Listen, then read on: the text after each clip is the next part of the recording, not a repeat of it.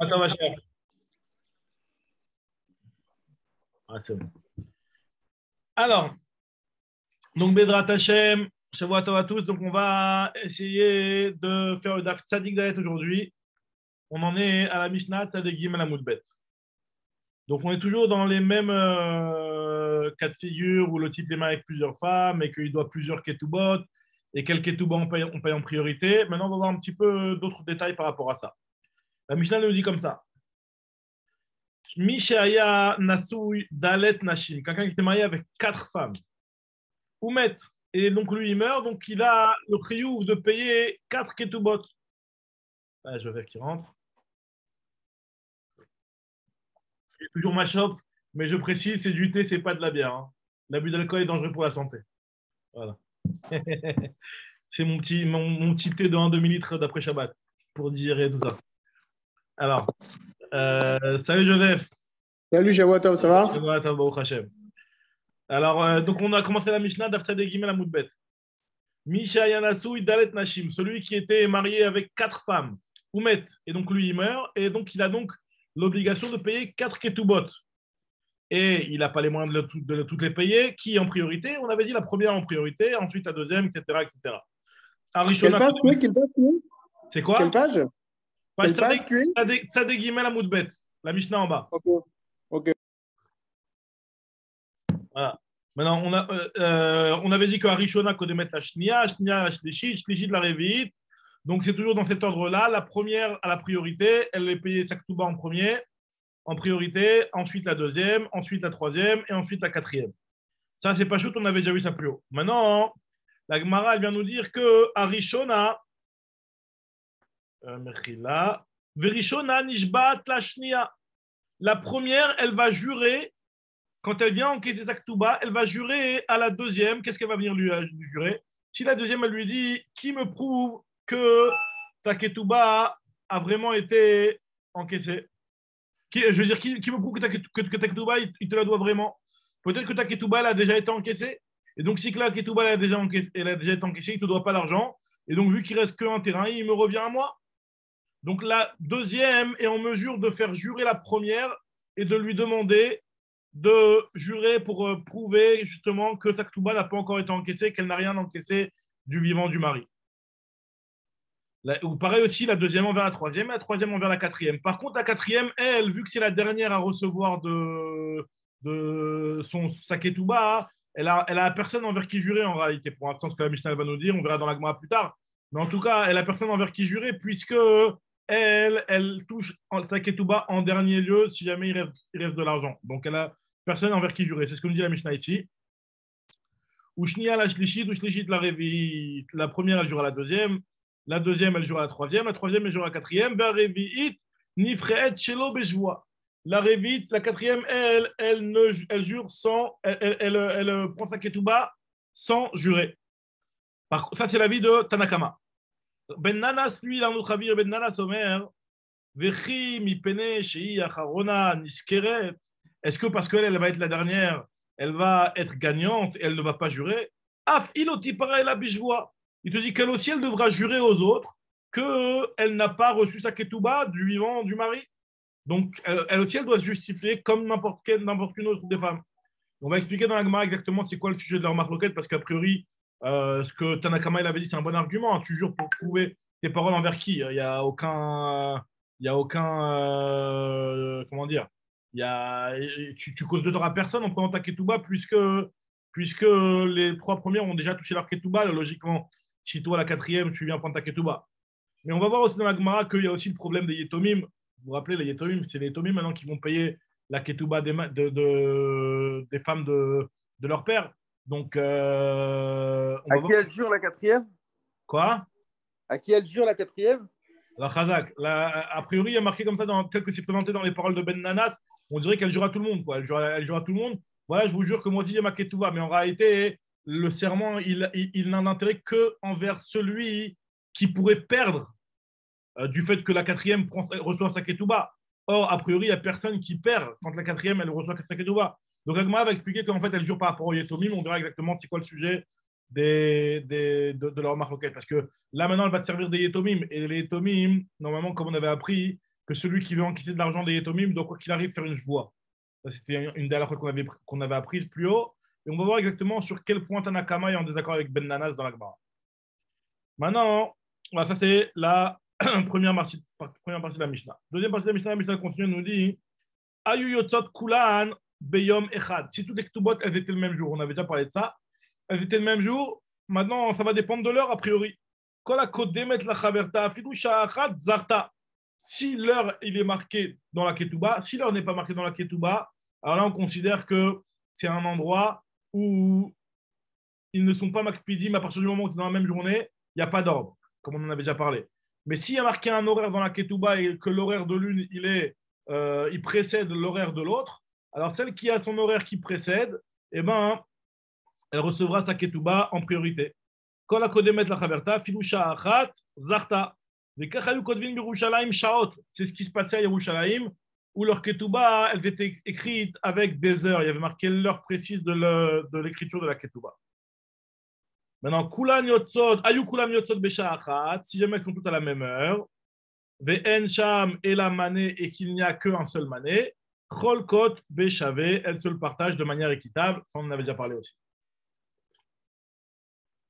Voilà, ça c'était la Gemara. Maintenant, c'était la Mishnah. Maintenant, la Gemara va essayer d'expliquer la marloquette entre Tanakama et Ben Nanas.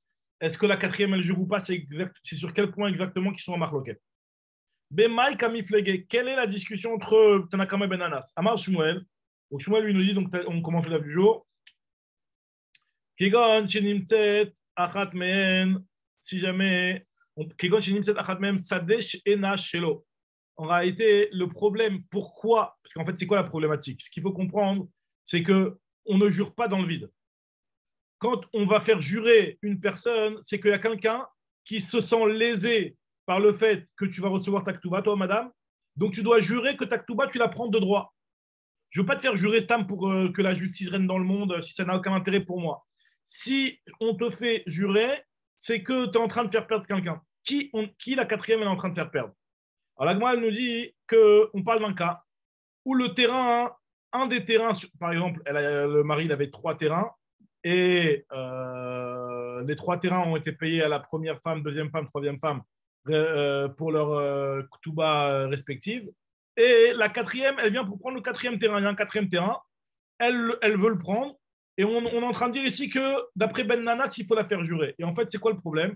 C'est que si un des 3 terrains qui a été distribué aux premières femmes se trouve être un terrain volé par ce mari avait volé un terrain, ou c'est un terrain qui ne lui appartenait plus, ou qui était hypothéqué, ou quoi que ce soit. Et ce terrain, on va venir par la suite et le retirer de la femme, disons par exemple de la deuxième. Alors là, le problème, il est de savoir, est-ce que la deuxième, maintenant qu'elle s'est fait retirer son terrain, est-ce qu'elle peut récupérer son terrain de la troisième et de la quatrième, sachant qu'elle était prioritaire par rapport à la troisième et la quatrième. Alors, je ne sais pas si vous vous rappelez, on avait vu qu'il y avait une grosse discussion de savoir, est-ce que lorsqu'il y a des créanciers qui sont prioritaires et des créanciers qui viennent après, et que celui d'après, il vient et il saisit, alors qu'il n'aurait pas dû, puisque c'est le deuxième normalement. Ce n'était pas son tour de saisir. Et il a saisi un terrain. Est-ce que Bedi Avad, cette saisie-là, elle est valable? Alors justement, on avait parlé de ça il y a quelques tapis. On n'y enlève pas, je crois. On avait vu que c'était une marloquette. La Gemara, elle avait proposé ça il y a quelques dapim, comme quoi c'était un sujet qui était pas tranché. Là, on voit clairement que la Gemara veut essayer d'expliquer que la marloquette entre Ben Nanas et Tanakama, ce serait peut-être ça la marloquette. Et que d'après Ben Nanas, pourquoi on fait jurer la quatrième? Parce qu'à partir du moment où ce que la femme, elle va saisir, même si elle l'a saisi, alors que normalement, elle est créancière plus tardive, et bien si elle a saisi, cette saisie est valable. Donc, on ne pourra pas lui retirer le terrain. Donc, c'est pour ça que quand elle vient le prendre, elle jure déjà en tout premier lieu, elle jure qu'elle a le droit de le prendre, ce terrain. Et donc, une fois qu'elle le prend, ce terrain… Excuse-moi, et pourquoi ce n'est pas la quatrième qui prend le terrain volé? Non, au début… Susceptible d'être volé. Non, susceptible d'être volé. Non, on ne sait pas exactement c'est quel terrain qui est susceptible d'être volé. Il s'est avéré après, par la suite, que la deuxième, par exemple, le terrain qu'elle a pris, elle… c'est a posteriori, alors. A posteriori, ça s'est fait par hasard. C'est pas a priori. Au début, on pensait que les terrains, ils étaient tous au mariés complètement. Et la femme, elle a pris un terrain, le deuxième terrain, Alors, au moment où la distribution a été faite, personne ne savait qu'il y avait un terrain volé. Personne ne savait à ce moment-là qu'il y avait un terrain volé. Bah ouais, parce que alors, on fait jurer sur quoi? Alors, on fait jurer qu'à partir du moment où c'est possible que si jamais il y a un terrain volé, eh ben la femme qui est la deuxième normalement à recevoir sa ketouba, elle va être lésée par le fait que la quatrième, elle a pris le quatrième terrain. Donc, on fait jurer la quatrième pour que au moins, tu fais perdre personne. Ça veut dire au Et moins. c'est la quatrième, elle pourrait aussi avoir le terrain volé. Exactement, ça pourrait être elle. Mais dans le cas où, là, on est en train de s'imaginer, de comprendre pourquoi c'est justifié que la quatrième, elle jure, et pourquoi elle doit prouver qu'on lui doit vraiment de l'argent, parce que si on ne lui doit pas de l'argent, elle ne va pas commencer à faire quelque chose qui pourrait éventuellement causer une perte à quelqu'un, à savoir de saisir le terrain. Donc, à partir du moment où elle saisit de manière méouchar, hein, elle jure quoi? J'ai pas compris ce qu'elle jure. Elle doit jurer que son mari ne lui a pas donné la ketouba de son vivant. Et donc, quand elle vient récupérer la ketouba, elle a le droit de la récupérer. C'est ça qu'elle jure. Donc, ça, c'est à partir du moment où elle jure que le mari lui doit de l'argent. Déjà, la première chose qu'elle doit jurer, c'est que son mari, c'est un balatrov, que son mari lui doit de l'argent. Que son mari lui doit de l'argent, qu'elle est balatrov de son mari. Ça veut dire que son mari lui doit de l'argent. Donc, dès qu'elle a juré que son mari lui doit de l'argent, donc, elle est un balatrov. Maintenant, c'est un balatrov meouchar. Elle est la dernière, normalement, à pouvoir recevoir. Mais elle a saisi un terrain. Elle a pris en quatrième lieu. Donc, elle pensait bien faire. Mais après, il s'avère que celui du deuxième, il est annulé puisqu'il est volé ce terrain-là. Donc, ça veut dire que la femme, elle a un terrain. On va lui dire, on te le sort, toi, tu es une méouchar. Normalement, tu devrais prendre de manière méouchar, après tout le monde. Mais elle va dire, oui, mais j'ai déjà saisi. Et un balchov méouchar qui a déjà saisi, ce qu'il a saisi est valable. Donc là, c'est ce que l'Agmal est en train d'expliquer, qu'à partir du moment où Ben Nana s'y pense que la saisie de la quatrième est valable, quand bien même elle aurait pris, alors que normalement elle est tardive, elle devrait céder son terrain normalement à la deuxième, mais vu qu'elle l'a déjà saisi et qu'il est entre ses mains, on ne lui retire pas. Donc, sachant que d'après cet avis-là, la quatrième, elle on a dit la deuxième au hasard à quelqu'un, 1, 2, 3. Quoi? J'ai dit, on dit la deuxième au hasard, ça aurait pu être 1 ou 2 ou 3. 1 ou 2 ou 3, j'ai pris au hasard. C'est un exemple, hein, j'ai pris au hasard. 1 ou 2 Ok. En tout cas, regardez dans les mots de la Gemara, ce que je vous ai dit à l'oral. Kegon shenimtset achat mehen sadeh she'ena shelo, bebalchov meuchar. Et leur marloquette, elle est concernant le balchov meuchar, chez Kadam Vegava, qui a un balchov qui normalement est censé saisir tardivement, et il a saisi de manière parmi les premiers, alors qu'il ne devrait pas. Sur ça, il y a la discussion balchov meuchar chez Kadam Vegava, kamiflege. Tanakama Savar, lui, pense que Machegava, Logava. Donc ça ne sert à rien de faire jurer la quatrième, parce que de toutes les façons, ce qu'elle a saisi, on va lui enlever des mains. Si jamais il s'avère que le terrain de la numéro 1 ou de la numéro 2 ou de la numéro 3, il a été volé, et ben on va lui retirer des mains puisqu'elle est Meuchar. Et quand bien même elle a déjà saisi, Tanakama il pense que Machegava, Logava. C'est pas valable et on va lui retirer. Donc ça ne sert à rien de la faire jurer. Tandis que Ben Nanas, lui, pense que Machegava, Gava. Donc elle a saisi et on ne va pas lui retirer. Donc elle est en train de faire perdre de l'argent éventuellement. Donc c'est pour ça que on l'a fait jurer. Alors elle vient, elle rapporte un autre pirouche sur la marloquette. Rabbi Nachman Amaraba Baravua, des coups là, je peux très bien t'expliquer que d'après tout le monde, Machegava, Logava. Alors on ne comprend pas Ben Nanas. Alors ici la discussion, elle est sur quoi, hein? Elle est Chayshinan Shema Tarsif, comme il. Est-ce qu'on craint que le quatrième va, la dernière, quoi, en l'occurrence, ici la quatrième, est-ce qu'elle va être tarsif? Tarsif, ça veut dire qu'elle va laisser le terrain s'abîmer. Tarsif, ça veut dire que le terrain, hein, il va s'abîmer, il va être nifsad. Tarsif, ça veut dire qu'il va être nifsad. Le terrain, il va se perdre, ça veut dire qu'il va s'abîmer et il va pas être entretenu, il va être mal entretenu. Voilà. Est-ce qu'on craint que la quatrième, vu qu'elle, elle sait, ou elle a commencé à entendre, alors éventuellement, là, on peut, pour mieux comprendre l'histoire, on peut rajouter qu'elle a compris qu'il y a un des terrains qui est volé et qu'on va se retourner vers elle pour lui retirer son terrain. Elle a déjà compris l'histoire. Donc elle se dit, moi, je vais essayer de profiter de ce que je peux profiter. Je ne vais pas commencer à m'amuser à investir dans ce terrain-là. Donc je mange les fruits qui sont là et je ne vais pas réinvestir dans ce terrain. Donc ça va l'abîmer le terrain de ne pas réinvestir dans ce terrain. Donc est-ce qu'on craint qu'une personne, elle peut se dire et se faire cette logique-là de se dire qu'à partir du moment où on va peut-être me le prendre, donc ça sert à rien que j'investisse, et donc le terrain il va s'abîmer ou pas. Donc là c'est pour ça, c'est ça la remarque de nous dit l'Agma. Et donc, quoi? Ça va ben Nanas lui pense que Khashinat Shema Tarsif, on a peur que si jamais on ne la fait pas jurer, elle va penser que si on ne la fait pas jurer, puisqu'il y a une des femmes qui a encaissé avant elle, qui va peut-être lui retirer son terrain, puisqu'elle n'a pas juré, donc elle ne voudra pas investir dans ce terrain-là, elle va le faire perdre.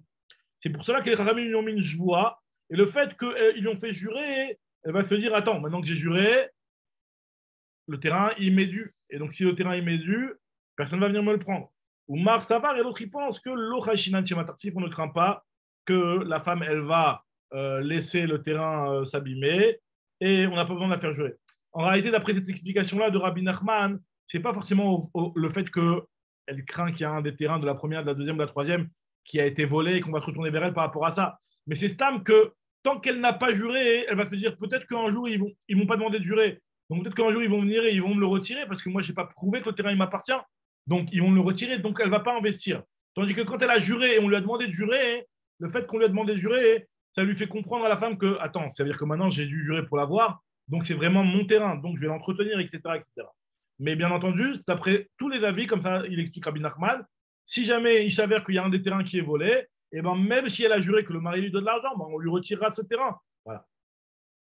Abaye, il continue, il te dit, Abaye Amar, lui, il te dit que leur marloquette, finalement, lui, il te donne une autre explication à Abaye. Troisième explication, c'est l'explication de Abaye qui te dit que leur marloquette, elle est dans le chidouche de Abaye Kashisha. Donc, il y a Abaye qui est le Abaye qu'on connaît, il y a Abaye Kashisha qui était un autre Amora et qui, lui, a dit un chidouche comme ça. Il te dit, Abaye, que c'est dans ça qu'ils sont en marloquette. Abaye Kashisha et Kabinayu. La différence entre Ben Nanas et Tanakama, c'est sur ça qu'il y a leur différence, c'est sur le chidouche de Abaye Keshisha. Qu'est-ce qu'il a dit Abaye Keshisha? Tane, enfin c'est un Tana apparemment. Apparemment c'est un Tana. Tane, non, c'est un Amora qui a rapporté une braïta. Tane Abaye Keshisha, Yetomim Sheamrou, des Yetomim, donc des gens qui ont hérité de leur père. Alors, est-ce que de partout, on a vu que nous, normalement, pour pouvoir prendre des Yetomim, il faut jurer? Maintenant, là, il y a une grande discussion de savoir est-ce que c'est quel que soit l'âge des Yetomim ou alors uniquement si les Yetomim ils sont Ketanim et qui sont enfants. Dans ce cas-là, on devra jurer. Mais si les Yetomim ils sont adultes, on ne devra pas jurer.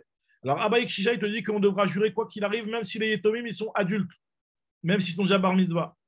Tane Abaye Shisha, Yetomim, chez Amrou, de partout, il y a marqué dans la Mishnah qu'une femme qui voudrait encaisser la ketouba des Yetomim, elle devra jurer. Gedolim, on parle même de gens qui sont Gdolim, des Yetomim qui sont Gdolim. Parce qu'en réalité, ça ne change rien. Le Inyan de jurer envers les Yetomim, c'est parce que les Yetomim, eux, ils récupèrent un dossier en cours de route. Donc, eux, ils ne sont pas censés être au courant de ce que le père il a fait. Donc, tu veux récupérer des Yetomim, tu dois jurer. Donc, Abaye Kashisha, il te dit, peu importe si c'est des Gdolim ou c'est des Ktanim, quoi qu'il arrive, il faudra jurer envers elle. Donc Tanakama, lui, pense que on ne fait jurer que si les Yetomim sont Ketanim. Tanakama, leitle d'Abaye Shisha. Il ne tient pas le chidouche d'Abaye Shisha. Il pense que quand on a dit que la femme qui va encaisser des biens des Yetomim, la Ketouba, elle devra jurer, c'est seulement des Yetomim qui sont Ketanim. Et donc c'est pour ça que la femme, la quatrième femme, là, elle ne devra pas jurer, puisque les Yetomim, eux, ils sont Gdolim. On parle d'un cas, il faudra parler d'un cas comme ça, où les Yetomim, ils sont Gdolim. Et donc, c'est pour cela qu'il n'y a pas lieu de jurer envers eux. Et Ben Nanas, lui, il te dit que non, il te l'aide à Abaye Shisha, il tient le chidouche d'Abaye Shisha. Et donc, c'est pour cela que la quatrième femme devra jurer, pas envers les femmes en question, mais envers les Yetomim. C'est la joie qui est faite envers les Yetomim. Très bien. On va continuer la Gemara, autre halakha, qui est rapporté par Ravuna, cette fois-ci à Maravuna, deux frères, ou très choutafé, ou alors deux associés, qui ont hérité, des frères qui ont hérité des biens, par exemple, de leur père, et avant le partage, ils sont considérés comme étant des associés, finalement, dans les biens de leur père avant de partager. Ou alors deux associés normaux. Alors, des itleu dina baade chad, qui ont un din Torah envers une autre personne, une personne extérieure, une tierce personne. Il y en a un des deux qui est parti régler les comptes avec la tierce personne en question, au Beddin. Et donc, ça veut dire que, en réalité, disons qu'il y avait les deux frères Réhouven et Shimon, ils avaient un din Torah avec Lévi sur l'argent en commun du père, par exemple. Maintenant, le problème, il est, ou alors deux associés qui ont un din Torah avec Lévi sur leur association. Maintenant, en réalité, les deux, ils ont la même. Lévi, il a la même réclamation aussi bien envers Réhouven qu'envers Shimon. Donc, en réalité, quand le Beddin il va trancher pour l'un des deux, logiquement, c'est une décision de Beddin qui devrait être applicable aussi au deuxième. Maintenant, l'Agma, elle se pose la question, à partir du moment où il n'y en a qu'un seul qui est parti au Beddin, et le deuxième n'est pas venu, est-ce qu'il peut dire, moi, la décision de justice, elle ne me concerne pas? Ou alors, et donc, si tu veux me réclamer, ben, tu me réclames et on refait la démarche, et j'irai au Beddin avec toi et on réglera les comptes entre nous. Ou alors, on va lui dire que non, vous êtes exactement le même dossier, c'est exactement le même dossier, il n'y a aucune différence. Donc, de la même façon Pourquoi on que. dirait, Quoi? pourquoi on dirait pas plus Rokemoto? Ah ouais, mais le problème, c'est qu'il n'a pas été pour lui. C'est ça, tu as raison, que normalement, s'il a envoyé pour lui, il a envoyé pour lui. Mais là, il y en a un des deux qui a été. Il n'a pas dit qu'il va pour lui. Tu as raison. Je pense que clairement, dans l'histoire, dans le cas où il lui dit voilà, moi, j'y vais pas, tu y vas et tu vas me représenter, je te crois chez Adam Kemoto, bien entendu que là, il ne pourra pas dire on va refaire encore un autre jugement. C'est clair. Mais là, on parle d'un cas où le type, il n'a pas nommé. Et le premier, Reuven, il est parti parce que ouais, c'était son affaire, donc il est parti. Shimon, il n'y a pas été. Reuven, il est revenu, il a dit voilà, on m'a condamné. Shimon, il dit non, moi je n'ai pas été condamné, donc moi, je n'ai rien à payer. S'il veut me réclamer, ben, qu'il me réclame et on réglera l'histoire. On nous dit l'Agma, l'Agma dit on ne peut pas faire ça. On ne peut pas faire une chose pareille. La décision de justice, elle concerne les deux. C'est le même dossier, donc ça concerne les deux. Alors, nous dit Agmara, il y en a un qui est parti avec au Beddin. Le deuxième ne peut pas dire le même Arlé, tu ne peux pas dire attends, voilà, moi, j'ai rien à voir avec toi, moi, je n'ai pas eu de jugement avec toi, donc tu ne peux pas me réclamer de l'argent. Et là, je à vite, comme ce que tu as dit toi, Joseph, on va considérer que même s'il ne l'a pas nommé Chaliar, le deuxième, il est parti et c'est son Chaliar finalement, et les deux, ils sont concernés par, le même sac du Beddin, parce que le Beddin, il a tranché par rapport à la réclamation de Lévi envers les deux, et donc il a tranché sur ça. Maintenant, il y avait une histoire qui s'est passée avec Rav Nachman Soura. Ikla Rav Nachman les Soura. Rav Nachman, il est arrivé en Soura. Et Shaïloua, qui a également lui a posé une question pareille, où il y avait justement un des deux Choutafim qui n'avait pas été au Beddin. On lui a demandé son avis. Maï, Amarleu Matnitini, il a dit cette histoire, c'est une Mishnah. Vous me posez la question, c'est une Mishnah. Ça fait que là, tu peux le déduire de la Mishnah. Qu'est-ce qu'il y a marqué dans notre Mishnah? Il y a marqué que Rishona, Nishbat, la Shnia. Shnia, la Shlishit. Shlishit, la Revit. Veilou Rishona, la Shlishit, le Katane. Il y a marqué dans notre Mishnah que la première femme jure envers la deuxième. La deuxième jure envers la troisième jure envers la quatrième. Mais on n'a pas dit que la première doit non seulement jurer envers la deuxième, et en plus jurer envers la troisième, et en plus jurer envers la quatrième. On a juste dit que la première doit jurer envers la deuxième. Donc on voit bien qu'à partir du moment où le dossier il a été réglé, la réclamation, parce qu'en fait finalement, la même réclamation que la deuxième est là sur la première, pourquoi tu prends de l'argent? Qui me dit que l'argent était dû? Ben, la troisième aussi, il a cette réclamation envers la première. Qui me dit que cet argent était dû? Et la quatrième aussi, il a cette réclamation envers la première. Pourquoi tu viens de servir des biens de notre mari? Qui nous dit que cet argent-là était dû? Peut-être que le mari de notre mari t'a déjà payé de son vivant. Donc en réalité, chacun a la même réclamation. Il y a marqué dans notre Mishnah, nous dit Rav Nachman, qu'à partir du moment où la première elle a juré à la deuxième, eh ben, elle a par cette voie-là, elle s'est exemptée envers aussi bien la deuxième, la troisième que la quatrième. Donc on voit que la deuxième, c'est quelque part la représentante de tous ceux qui ont cette réclamation-là envers la première. Et c'est-à-dire la deuxième, la troisième, la quatrième. Donc c'est ce que l'Agma a voulu, c'est ce que Rav Nachman a voulu apporter comme preuve. Maintenant, est-ce que c'est vraiment une preuve? L'Agma va essayer de réfuter. On regarde ce que nous dit l'Agma dans les mots. Amarle matnitini, il dit une Mishnah. Et il y a marqué que Arishona nishbat la shnia, shnia la shlishit, shishi la revit, ilou rishona la shlishit, le katane. Il n'y a pas marqué que la première jure à la troisième. Maïtama, pourquoi? La mishum de shlichut et avda, n'est-ce pas parce qu'on considère qu'elle a fait la shlichut des deux autres femmes? L'Agma dit non, c'est pas du tout comparable. Midame, c'est pas du tout comparable. Hatam, dans le cas de notre Mishnah, tu sais pourquoi la première ne va pas jurer envers la troisième? Parce que c'est exactement la même chose. De jurer envers la première, je vois les chad, je vois les mea. Atam, je vois les chad, je vois les mea. De jurer, ça reprend un petit peu l'expression de ner les chad, ner les mea. C'est-à-dire, en fait, finalement, quand elle a juré, elle va rien faire de plus envers la troisième ou envers la quatrième. C'est exactement la même joie qui va être répétée. Donc là, c'est barour. Et il est clair que lorsqu'elle va jurer une première fois envers la deuxième, parce que la deuxième lui a demandé de jurer, et ben, c'est clair que cette voie-là, elle est valable aussi pour repousser les arguments et les réclamations de la troisième, puisque cette voie-là, elle a déjà été faite et donc elle a déjà prouvé que son mari ne lui a pas remboursé, ne lui a pas payé la ketouba. Donc, c'est clair. Tandis que dans notre cas, nous, dans le cas des deux associés, Amar, il peut très bien dire, celui qui n'est pas venu au Beddin, que moi, j'ai des arguments. Moi, j'ai des arguments que mon frère ou mon associé n'a pas su argumenter. Mais moi, j'ai des arguments qui te disent que moi, tu vas réussir à me sortir l'argent.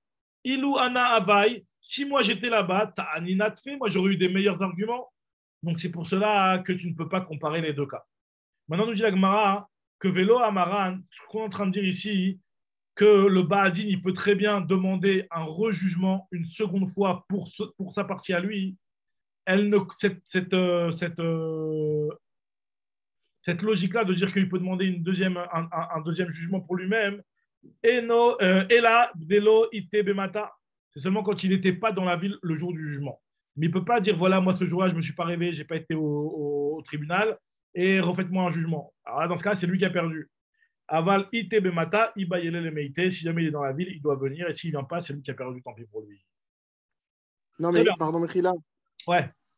Si effectivement un des associés il a été au jugement et que le tribunal, le juge lui a donné gain de cause, ça veut dire quoi? Ça veut dire qu'on gain de cause à qui? Gain de cause à l'un des associés? Ouais. Ah, lui, il n'a pas d'intérêt à dire que je ne suis pas d'accord de la décision. Lui, il va logiquement accepter la décision. Voilà, c'est en sa faveur, là. Là, on parle d'un cas où il a été condamné. Dans un cas où le premier associé a été condamné. Et donc, le TVA, il vient voir le deuxième et il dit voilà, vous avez été condamnés les deux, c'est exactement le même dossier, vous êtes associés sur un truc, on a condamné par rapport à Réhouven, je veux aussi que toi aussi, Shimon, tu me payes. Voilà. Okay. Très bien. Alors, on va regarder ce que nous dit la Gemara. Alors là, on va rentrer dans une histoire très très importante dans les Shtarot. Dans Maseret Gittin, c'est développé en long et en large. Il y a marqué comme ça. On avait déjà parlé de ça un petit peu. Itma, il y a une memra qui nous dit comme ça. Shte shtarot ayotzim beyom echad. Deux shtarot sur la vente d'un terrain qui sortent à la même date. Donc, on avait parlé de celui qui avait vendu la Tour Eiffel. Maintenant, on va parler de celui qui a vendu son appartement à deux personnes différentes. Voilà. Il a vendu son appartement à deux personnes différentes, ça peut arriver. Et le même jour. Ça, c'est ça la force, c'est qu'il a vendu le même jour. Maintenant, qui est avant qui est avant quoi? Il n'y a pas marqué les horaires. Donc, qu'est-ce qu'on fait maintenant? Marc Loka dans Rav Ushmal, qu'est-ce qu'on fait? D'après Rav Cholkin, il y a un gros safek. Là, bien entendu, Vadaï, on n'est pas en train de parler ici de dire que, disons le vendeur, il est parti. Parce que sinon, on va lui dire tu rembourses l'argent à chacun, peut-être. On va trouver un arrangement. Si le type il est là et qu'il peut rembourser et qu'il a touché l'argent de deux personnes, bien entendu qu'on va trouver un arrangement. Mais dans un cas où le type il n'est plus là, ou alors il a touché l'argent que d'une personne, on ne sait pas de laquelle, dans un cas où maintenant le problème il est entre les deux acheteurs potentiels. Il y en a un qui. C'est pas simplement qu'il est mort.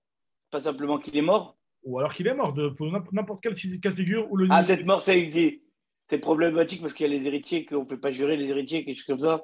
Non, s'il est mort et que tu peux récupérer de l'argent chez les héritiers, alors avec ce que je vois, le type il peut jurer que voilà, j'ai payé et en jurant, voilà. On a payé les deux pour ça, les peut-être ils vont jurer et ils pourront récupérer de l'argent chez les héritiers. Okay. Maintenant, dans un cas où on ne peut pas récupérer, où c'est pas ça, le problème n'est pas envers le vendeur. Le problème, il est entre les deux. Entre les deux, quel est le shtar qui est valable? Sachant que les deux shtars, ils sont à la même date sur le même appartement. On nous dit la Gemara, Rav, il te dit Cholkin, on partage. On partage. Il y a un safek, on partage entre les deux. Shmuel, il te dit Shuda de Daine. Shuda de Daine, c'est-à-dire qu'on va laisser au Dayan de juger selon sa perspicacité et de comprendre dans l'histoire qui est celui qui a été à qui le type il a vraiment voulu vendre le terrain. Voilà, à qui le type il a vraiment voulu vendre le terrain. Shuda de Dayan, ça veut dire que c'est comme Rashi dit, les filles réhot aînées à Dayan. Voilà, pareil pour la ketouba, pareil pour le Mechila. Il y a Tilo Asrout et la Chova.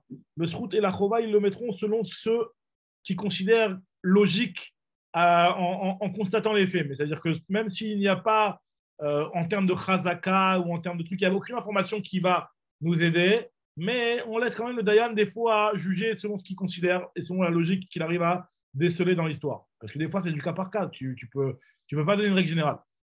Donc ça, c'est Shuda de Daina. Shuda de Daina, il faut savoir que cette histoire de Shuda de Daina, ça a un poids très très important dans les Dayanim. C'est un petit peu comme tu dirais des enquêteurs, les Avdil, des enquêteurs de police qui vont des fois quand il y a des preuves, il y a des preuves, mais des fois, même sans preuve, tu peux voir une tendance et puis remarquer que logiquement, la logique voudrait que la vraie personne à qui le vendeur a voulu vendre le terrain, c'était celui-là et pas celui-là. Donc le Dayan, il arrive, et donc ça a le poids d'un psakdin. Ça a le poids d'un psakdin, comme on le verra juste après. Maintenant, nous dit l'Agma, cette marloquette-là entre Rav et Shmuel, est-ce qu'on partage ou est-ce que Shuda de Dayan et l'Agma, elle veut essayer de faire dépendre ça dans la fameuse marloquette entre Rabbi Meir et Rabbi Elazar sur la validité d'un shtar. Est-ce que la validité d'un shtar dépend de la signature des témoins qui sont sur le shtar ou elle dépend des témoins qui ont vu la transmission du shtar du vendeur à l'acheteur? Du vendeur à l'acheteur. Là, voilà, ça, on va voir tout de suite. L'agma, il veut dire. Alors, on va expliquer comment ça marche. Leima Rav de Amar qui Rabbi Meir. Est-ce qu'on va dire que Rav, lui, qui a dit que lorsqu'il y a deux shtarot qui sortent sur la même date, qu'on partage? Pourquoi il dit qu'on partage? Parce que lui, il considère que Damar est des Khatima carté. Il pense comme Rabbi Meir, qui pense que c'est qui va valider le shtar? C'est celui qui a signé.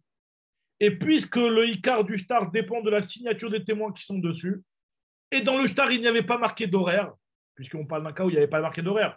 Donc, ça veut dire que dans la signature, les acheteurs montrent que s'ils n'ont pas demandé et réclamé à ce que soit écrit un horaire, ils considèrent que c'est possible que jusqu'à la fin de la journée, le terrain il va être vendu à une autre personne et que je vais retrouver avec un concurrent.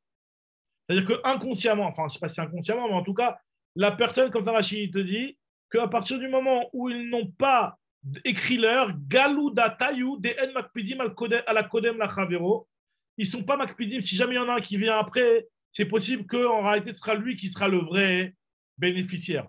Sinon, si vraiment tu étais Makpid, que celui qui est en priorité ce jour-là, c'est à lui qui revient de le terrain, tu aurais dû demander l'horaire. Si tu n'as pas demandé qu'on écrive l'horaire, c'est que tu as accepté potentiellement que si jamais il y a une vente qui va la vente elle va se refaire envers une autre personne, et ben ce sera lui qui sera le bénéficiaire. Alors, et donc c'est pour cela que là, vu qu'on ne sait pas qui a été le premier, parce qu'en réalité, c'est le deuxième. Dans un cas pareil, c'est le deuxième qui est le vrai bénéficiaire. Pourquoi c'est le deuxième qui est le vrai bénéficiaire? Parce qu'à partir du moment où le premier, il a un shtar sur lequel implicitement il tolère que le vendeur change d'avis et le revende à quelqu'un d'autre et donne un shtar à quelqu'un d'autre, puisqu'il n'a pas écrit l'horaire. S'il avait voulu être le premier et que c'est le premier qui gagne, il aurait demandé l'horaire. S'il n'a pas demandé qu'on lui écrive l'horaire, c'est qu'il accepte que ce n'est pas le premier qui gagne. Et donc, ça veut dire que si jamais. Non, mais le deuxième, il peut avoir le même raisonnement, il peut avoir un troisième. Tant qu'il y en a un qui n'a pas dit qu'il est le troisième. C'est exactement ça. Bidou, c'est un écouda. Et le deuxième, il a le même raisonnement. On ne sait pas c'est qui le premier, le deuxième, il a le même raisonnement. Donc, c'est pour ça que Ravi dit qu'on partage. Ah oui, on partage, ok, d'accord. On partage. Ravi dit on est cholek. La Gemara essaie d'expliquer que c'est pour ça que Ravi dit qu'on partage. Parce que chacun il a le même raisonnement, donc on partage. Alors maintenant, on tourne la page. Shmuel Amar. Shmuel, lui, il pense comme Rabbi Elazar. C'est quoi Rabbi Elazar? Rabbi Elazar, lui, il pense que aider Messira carté. Dans Masred Gitin, c'est développé que c'est la halakha est comme ça, a priori. Enfin, c'est une marloquette amoraïm aussi, mais la tendance, c'est d'aller plus comme Rabbi Elazar. C'est-à-dire que la validité du shtar, au moins dans le guet, on verra juste après, elle est que c'est les édim qui sont témoins de la transmission du guet. Ce n'est pas ceux qui sont écrits sur le shtar qui comptent. Ce qui compte et ce qui va valider le shtar, c'est ceux qui vont voir la transmission du guet entre le mari et la femme ou la transmission du shtar de Mechira entre le vendeur et l'acheteur. Maintenant, si on dit comme ça, si on dit que lui pense comme Rabbi Elazar que aider Messira carté, et donc si le shtar il a été transmis en premier lieu à une personne, alors c'est lui qui est acheteur. Et donc, vu que c'est possible qu'il y en ait un des deux qui est en priorité, et c'est lui qui est le vrai acheteur du terrain, et ce qu'il a donné après à un deuxième shtar, eh ben, c'est un petit peu du bidon dans le vide. Donc là, d'après Shmuel, on pourra laisser au Beddin sa perspicacité de savoir qui est celui qui, logiquement, a reçu le shtar en premier. C'est ce que la Gemara veut vous expliquer. C'est un petit peu complexe à voir, mais en tout cas, c'est comme ça que la Gemara elle comprend qu'elle propose en tout cas de dire que ça dépendrait peut-être de cette marloquette entre Rabbi Elazar et Rabbi Meir. Et la Gemara elle te dit tout de suite que non. Alors, des coups là, je peux très bien dire qu'on pense comme Rabbi Elazar, comme ce que la Gemara elle veut toujours tendre, que ça va comme Rabbi Elazar, que ceux qui valident le shtar, ce sont les Edé Messira. Comme Rabbi Elazar qui considère que celui à qui on a transmis le shtar, c'est lui qui est l'acheteur. Celui Edé Messira carté, donc celui à qui on a transmis le shtar en premier, c'est lui l'acheteur. Et malgré tout, il y a quand même une discussion entre Rav et Shmuel pour savoir est-ce qu'on partage ou est-ce qu'on laisse les Dayanim décider selon leur intelligence. Pourquoi? Parce qu'il faut. C'est ça la discussion. Rav Savar Chalouka Adifa. Rav lui considère qu'il vaut mieux, parce que c'est toujours la problématique. Est-ce qu'il vaut mieux que le vrai, la personne qui a vraiment raison, au moins elle touche une partie, même si personne n'aura ses 100%, ou alors il vaut mieux prendre le risque de laisser la Chokhma des Dayanim décider, quitte à peut-être se tromper et donner 100% au mauvais et 0% à l'autre. Qu'est-ce qu'on préfère? Ça, c'est l'ambiguïté, et la Gemara veut dire que c'est ça la marloquette. Que d'après Rav, Chalouka Adif, il vaut mieux donner 50% au moins que le vrai, il reçoit 50%. En réalité, il n'y en a qu'un seul qui a été zoché. Celui qui a été zoché, c'est le premier, puisque Edé Messira carté. C'est à partir du moment où il y a des témoins qui ont vu que l'acheteur a donné le shtar au vendeur, non, le vendeur a donné le shtar à l'acheteur, plutôt, excusez-moi, c'est ça qui fixe la vente. Et la vente, elle a été faite avec le premier. Et avec le deuxième, ça ne vaut rien ce qu'il a fait avec le deuxième. Il lui a fait juste du tméni qui lui a donné un shtar. Ça ne compte pas du tout normalement. Maintenant, on ne sait pas qui est le premier, qui est le deuxième. Donc, il y en a un qui le terrain il revient à 100%, il y en a un qui le terrain il ne revient pas du tout. Ravi te dit, dans ce cas-là, je ne sais pas quoi faire. Qu'est-ce qu'on va faire? Au moins, on va donner 50-50, au moins que le vrai premier, il reçoit 50%. Souvent, il te dit, non, moi, je préfère mieux que le Beddin, je m'appuie plus sur la Chokhma des Dayanim pour qu'ils arrivent à comprendre qu'est-ce qui a été fait ici et pour qu'on donne le terrain entièrement à 100% à celui à qui les Dayanim comprennent que c'est à lui que doit revenir le terrain. Shmuel Savar, Shuda de Dayanim Adifa. Donc, la Gemara nous dit comme ça. Comment tu peux me dire, comment tu peux me dire que Rav il pense comme Rabbi Elazar? Pourtant, il y a un enseignement clair dans Maseret Gittin que Rav il pense comme Rabbi Elazar que dans Gittin. Machma que dans ce qui est Shtarchov, c'est aider Khatima Karté. Puisqu'il y a marqué vers Maravuda Marav, Alakha Rabbi Elazar, Begittin. L'Alakha est comme Rabbi Elazar que dans les Gittin. Et qui a Amrita, comme Edi Shmuel, lorsqu'on a dit à Shmuel, il a dit que non, moi je pense que c'est de partout. Amar Av Beshtarot, même dans les Shtarot, l'Alakha est comme Rabbi Elazar. Donc, Mikla, je déduis de là, des Rav, ça va Beshtarot, que Rav lui considère comme pas dans les Shtarot. Donc là, on m'a dit finalement, on revient sur l'explication précédente. Et là, Mechouverta, Rav qui est Rabbi Meir ou Shmuel qui est Rabbi Elazar. C'est ça l'explication de cette marloquette-là. Rav, il pense comme Rabbi Meir, et des Khatima Karté. Et donc, et des Khatima Karté, ce qui veut dire que vu qu'il n'y a pas marqué horaire sur le shtar, alors on considère que la personne a toléré qu'il y en a un qui viendra peut-être après. Et donc, vu qu'on ne sait pas qui après, donc c'est pour ça qu'on va partager. Alors que Shmuel lui considère que Edé Messira Karté, et il vaut mieux laisser au Dayanim le soin de comprendre ce qui s'est passé ici. Maintenant, Agma l'objecte sur ça, sur Shmuel, qui pense que quand il y a deux shtarot, on dit Shuda de Daine. Mais Tive, voilà, il y a marqué que Shne shtarot ayotim beyom echad. Cholkin, il y a une braïta claire qui nous dit qu'on partage sur un cas identique a priori. L'Agma dit Tchufta de Shmuel, c'est une Tchufta sur Shmuel a priori. Amar lecha Shmuel, Haman et Rabbi Meir. Non, pas du tout, ça va comme Rabbi Meir.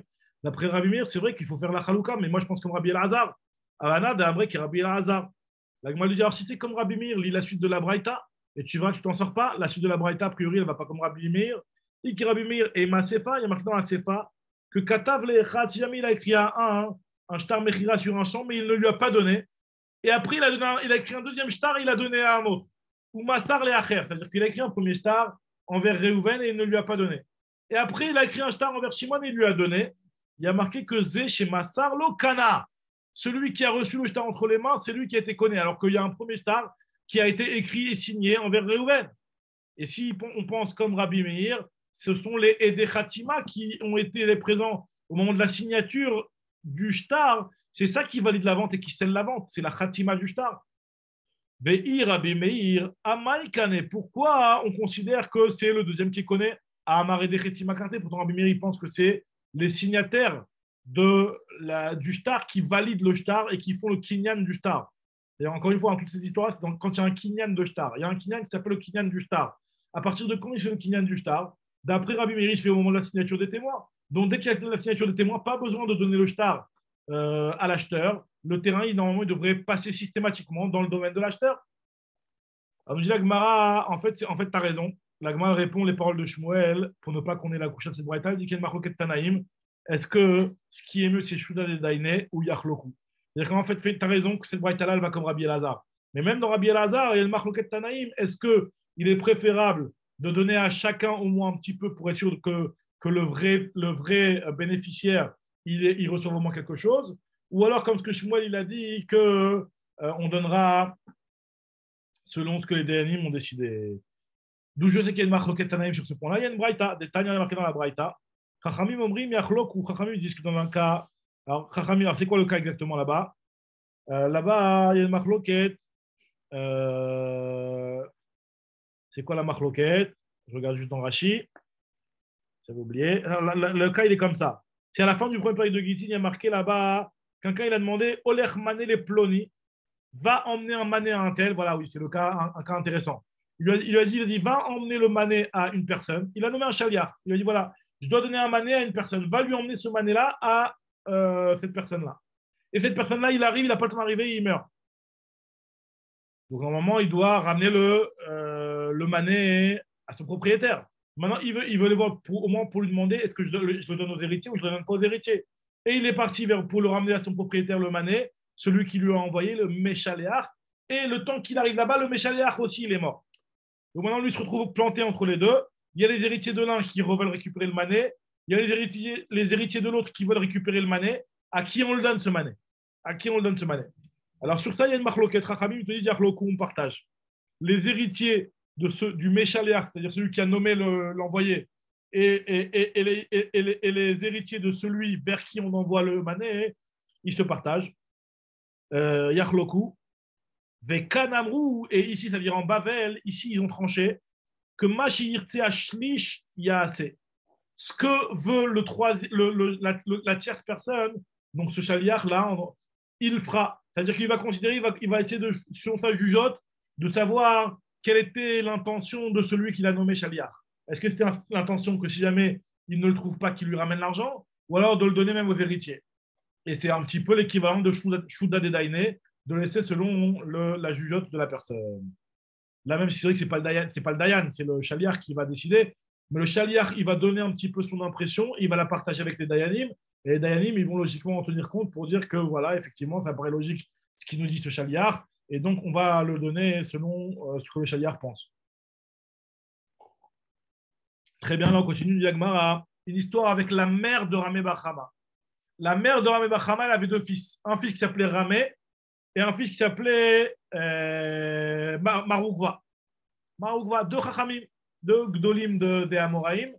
Sa mère, la mère de Ramé Bachama, elle a écrit tous ses biens en Shtar Matana.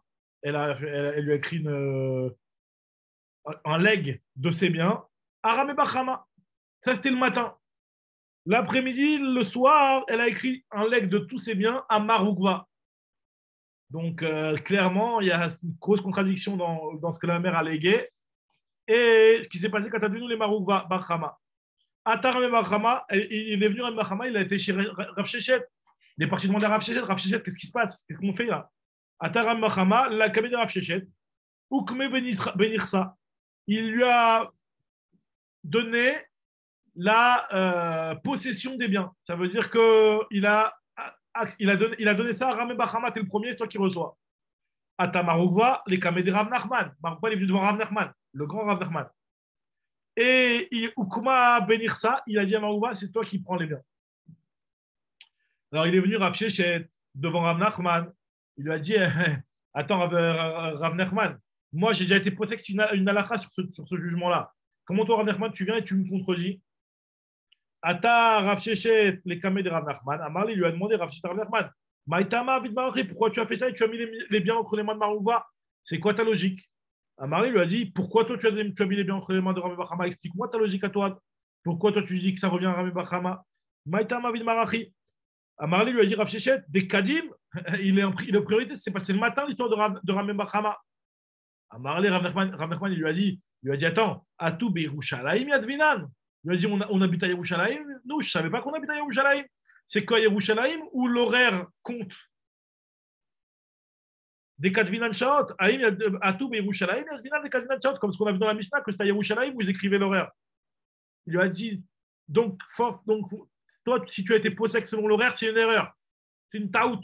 Il n'y a pas, même si on sait que l'histoire s'est passée le matin, on sait que l'histoire s'est passée ce soir, il n'y a pas marqué l'horaire dans le shtar. On ne va pas d'après l'horaire. Et la Ça veut dire quoi? Ça veut dire qu'on va en fonction de comment ça se fait dans la ville, même s'il y a une précision en plus? Non, il n'y a pas de précision en plus. Il n'y avait pas de précision. Bah si, il y a la précision de l'heure. Il y a la précision de l'heure. On savait par les témoins que c'était passé le matin. Ils ne sont pas en discussion que l'histoire de Rabbi Bachama c'était le matin et l'histoire de Marouva c'était le soir. Il n'y a pas de discussion comment c'est passé. Alors c'est normal ce qu'il a été possèque. Et si on non, va comme ce qu'on avait dit, on avait dit que si, dans les endroits où il n'y a pas marqué l'horaire, ça inclut implicitement que tout ce qui va se passer dans la journée a le même poids. Donc en fait, ce que tu dis, c'est que quand c'est un endroit où on ne marque pas l'horaire, même si on a l'information, ça ne change rien. Exactement, bidou. Exactement. Et au contraire, ce que je suis en train de dire, c'est au contraire. Ça veut dire que c'est le deuxième, puisque tout ce qui est fait dans la journée, c'est comme si c'était fait en même temps. Donc elle a changé d'avis, elle est partie voir le dernier. Elle pouvait. Donc là, nous dit Agmara, c'est pour ça que Rav Nachman, il a pas été posé pour le dernier. Et là, nous dit Agmara, et là, Marmaïta Maravadach, il lui a dit, alors toi, pourquoi tu as fait ça? Amar lui a dit, Shuda de Daine. Moi, j'étais peut-être que c'est à Maroukva, parce que Shuda de Daine, j'ai compris que c'était Maroukva que la mère, à qui la mère elle voulait donner. Il lui a dit, Rav Shechet, mais moi aussi, Shuda de Daina, moi, j'ai compris que la mère, elle voulait donner à Rabbi Bachama. Amarle, Ananami, Shuda de Daine. Moi, il fait une Shuda de Daine. Il lui a dit, ouais, mais premièrement, Amarle, Khada, premièrement, Anna Daina, ou Mar Lav Daina. Il lui a dit, Rav Nachman, c'est moi le Dayan ici. Rav Nachman, comme on a dit, c'était le Av Beddin, c'était le Dayan Ador. C'était pas le Gadol Ador de Rav Nachman? Bien sûr, c'était le Gadol Ador. Et surtout, ouais, mais c'était lui qui avait l'autorité, comme ce qu'il dit Rashi ici, de Resh Galuta et de Alpi Resh Galuta Vayeshiva. C'était lui qui avait l'autorité rabbinique de trancher dans les Dayanut. C'est lui le Dayan du Dor. Ouais, mais en faisant ça. Moi, je suis le Dayan. Ok, en faisant ça, et en le disant, moi, je suis le chef, entre guillemets, il enlève quand même toute crédibilité totale à Rav Shechet pour tout ce qui se passera après. C'est-à-dire, si le peuple. Ça veut dire que. Non, il y a toujours un chef. Il y a toujours un chef. D'accord, mais en fait, il n'est pas en train de lui dire que toi, tu ne pourras jamais être Dayan de ta vie, ou toi, tu ne peux pas te trancher même sans être Dayan. Mais sache que moi, ne commence pas à dire que moi, Rav Nachman le Dayan, j'ai remis en cause une décision de Dayan. Non, tu n'es pas Dayan. C'est moi qui est Dayan. Donc, quand moi je viens et je décide, j'aurai toujours la priorité de mon sac, il aura toujours la priorité sur toi. Maintenant, après, si jamais il n'y a pas d'autres Dayanim qui vont se mêler et que c'est toi qui a été protect, comme ça qu'il a du poids. On ne dit pas. C'est vrai que je suis d'accord avec toi que c'est un truc spécial. C'est-à-dire que finalement, il peut juger. Il n'est pas en train de lui dire que tu ne pourras pas juger de ta vie, comme tu dis. Ouais, mais d'un autre côté, quand moi, Rav Nachman, qui suis le Dayan et qui est l'autorité absolue, puisque j'ai l'autorisation de Resh Galuta de faire des psakim de Dayanout, donc moi, quand je parle, c'est moi qui est valable, pas toi. Maintenant, deuxième argument qu'il lui dit, Rav Nachman, c'est qu'en plus, c'est que Veod, toi, ne commence pas à me dire Shuda de Daina, tu commences à un petit peu retourner ta veste. Tu m'as dit au départ que la raison pour laquelle tu as tranché, c'est à cause de l'horaire. Donc, ne commence pas à retourner ta veste. Donc, toi, je t'ai dit que l'histoire de l'horaire, tu t'étais planté quand tu avais tranché par l'horaire, puisqu'on n'est pas à Yerushalayim. Ve'od, lav betorat achi, atitleu, mechla. Ve'od, meikara, lav betorat achi, atitle. Quand tu es venu au départ, tu n'es pas venu trancher selon le Shuda de Daine, tu as tranché selon l'horaire, et donc ça, c'est pas valable. Voilà, ça c'est la fin de l'histoire. Maintenant, regardez la dernière histoire avant la Mishnah. À nous, très shtaré, il y avait deux shtarot de vente sur un seul champ. À tous les camés des Rav Yosef. Ils sont arrivés dans Rav Yosef. Il y en a un sur lequel il y avait marqué la date. Alors là, ça va être un petit peu plus ambigu. Parce que ce n'est pas un problème d'horaire, là, cette fois-ci, c'est un problème de jour. Il y en a un, il y a marqué le 5 Nissan. Chamisha ben Nissan. Vechad avec Katouf ben Nissan Stama. Il y en a un où il y avait marqué en Nissan. Nissan, ça peut être le premier, ça peut être le deuxième, ça peut être le 29. D'accord? Alors il lui a dit à qui on va donner? Il est venu de Rav Yosef. Ukme Rav Yosef, les Aou Bechamisha Nissan ben Chassim. Celui qui avait le shtar de 5 Nissan, c'est à lui qui l'a donné. Amar, le Hidach, il est venu, celui avec le deuxième shtar. Anaf, si, moi je perds. Est-ce que moi je perds? Il lui a dit peut-être que mon shtar, il a dit que peut-être que mon shtar, il a été écrit en Nissan, il a été écrit avant. Amarlé lui, Tartona, toi tu es un petit peu perdant dans l'histoire. Pourquoi? Yadecha Tartona. Parce que Emma Nissan, peut-être que ton shtar, il date du 29 Nissan, on n'a pas de preuve. Donc c'est pour ça qu'on ne peut pas retirer les biens du premier. Amarlé lui a dit alors au moins, Nirtov Limar, tire pas Miyar Ve'elach. Très important ça, très important à comprendre ça. Il lui a dit alors, ok, donc moi, il y a un terrain que vous m'avez enlevé et que moi, j'aurais dû recevoir un terrain. Maintenant, moi, on m'a vendu un terrain et il m'a pris de l'argent, le type. Donc là, quand tu viens et que tu m'enlèves ce terrain pour le donner au premier, parce que le premier est prioritaire, c'est comme si il y avait des balais chovot qui étaient venus, qui m'avaient pris le terrain. Et donc, moi, il faut m'écrire un shtar tire pas, comme quoi vous m'avez saisi. Et donc, si vous m'avez saisi, moi, j'ai le droit de me retourner vers le vendeur pour récupérer mon argent. C'est normal. Maintenant, le problème, il est le suivant. Le problème, il est que à quelle date vous allez m'écrire le shtar tire pas? Si vous me dites que moi vous m'avez fait perdre ce terrain-là parce que vous avez considéré que mon shtar, il était du 29 Nissan, puisque c'est ce que vous m'avez dit. Vous m'avez dit qu'on ne te donne pas le terrain. Pourquoi? Parce que ton shtar, il est peut-être du 29 Nissan. Donc, si mon shtar, il est du 29 Nissan, alors ça veut dire que tous les biens que le vendeur avait jusqu'au 29 Nissan, ils sont garantis à moi. Même les biens qu'il a achetés entre le 1er Nissan et le 29 Nissan. Donc, écris-moi un shtar qui date de hier pour que j'ai plus de garantie chez le vendeur. Encore une fois, le vendeur, quand il m'a vendu ce terrain-là, si moi, vous ne me donnez pas droit à ce terrain parce que vous me dites que je suis peut-être mon shtar était du 29 Nissan. Alors, écris-moi un shtar tire pas au moins de hier pour que moi, j'aille voir les terrains et je leur dis voilà, hop là, moi, depuis le mois de hier, j'ai acheté un terrain chez un tel et je veux récupérer mon argent puisque je me suis fait arnaquer dans l'histoire. Et il y avait une garantie sur cette vente-là, bien entendu. Donc, donnez-moi l'argent. Ah, il n'a pas d'argent, il a des terrains. Je veux voir les terrains qu'il avait chez lui à la maison jusqu'au 1er hier. C'est ce que nous dit Agmara ici. Il lui a dit écrivez-moi un shtar tire pas pour que je puisse aller récupérer chez les Kouchot qui ont récupéré des terrains mi-iyar ve'elach. Après iyar. Puisque le mocher, il lui a vendu le terrain Becharayout.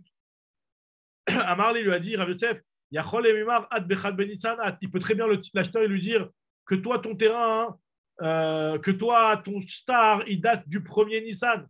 Et donc, si ton shtar, il date du 1er Nissan, ça veut dire que toi, tu as acheté un terrain et ton terrain, il était. C'est toi le bénéficiaire en réalité. Encore une fois, je réexplique que c'est un petit peu ambigu. Parce que le premier, voilà, on va prendre des exemples avec des noms. Il y a Reuven et Shimon qui ont reçu les deux un shtar sur le même terrain. Reuven et Shimon, ils ont reçu les deux un shtar sur le même terrain. Reuven, sur son shtar, il a marqué le 5 Nissan. Shimon, il a marqué sur son shtar Nissan. Il vient Rav Yosef et lui dit toi, Shimon, tu ne reçois pas de terrain. Pourquoi? Parce que peut-être que ton shtar, il est du 29. Juste une question. Un shtar où la date, elle n'est pas en entier, il est valable? Il est valable. Apparemment, il est valable. C'est ce qu'on voit ici. Et sans date? Et un shtar sans date, il est valable? Sans date, il y a un problème. Alors, non, il n'est pas valable. Je pense qu'il n'est pas valable. Ah bah alors pourquoi sans parce qu'il est valable au moins, c'est ce qu'il est en train de dire, voilà, ce que je suis en train d'expliquer. C'est qu'il est valable au moins hier. Tu es d'accord avec moi qu'au moins hier, c'est bon, c'est valable. Moi, la vente, elle s'est faite du 1er au 29. Alors, ok, dans le doute, tu l'as donné l'autre, tu as donné le terrain à celui qui a le shtar du 5 Nissan. Mais tu es d'accord avec moi que le terrain, il m'appartient en hier, j'avais un shtar et il me l'a vendu au moins en hier. Donc, ok, ceux qui sont entre le premier Nissan et le 29 Nissan, je ne vais pas aller récupérer ces terrains-là. Parce que moi, ma vente, elle s'était faite en IA. Mais moi, j'aimerais bien récupérer mon terrain chez les Konim qui ont acheté au mois de IA. Le problème, il est que les Konim, ils vont lui dire, mais toi, monsieur, tu viens récupérer un terrain chez nous, mais qui nous dit que le terrain, en réalité, il ne te revient pas à toi? Peut-être que ton shtar, c'est un shtar du premier Nissan, et que donc toi, normalement, on n'aurait pas dû te prendre le terrain, donc tu ne peux pas te retourner vers nous. C'est ce qu'ils vont lui dire, les courants. Tu ne peux pas te retourner vers nous, parce que qui me dit que, toi, que le terrain, il ne te revient pas à toi? Pour que tu puisses venir vers nous, il faut que le terrain, il ne te revienne pas à toi. Et donc, ça voudrait dire que ta vente, tu te l'es fait saisir. Mais qui nous dit que Bémet, le terrain, il ne te revient pas à toi? Alors, nous dit l'Agmara, la seule solution pour qu'ils puissent récupérer le terrain, c'est qu'ils se mettent d'accord avec Réhouven, qui a son shtar du 5 Nissan, et qu'ils se disent voilà, c'est soit moi, soit Réhouven, soit Shimon qui récupérons le terrain. Il y en a un de nous deux qui va perdre le terrain dans l'histoire. Donc, si moi, mon shtar, il est de avant le 5 Nissan, alors je ne peux pas récupérer le terrain. C'est l'autre qui va venir récupérer le terrain chez toi, le Lokéar.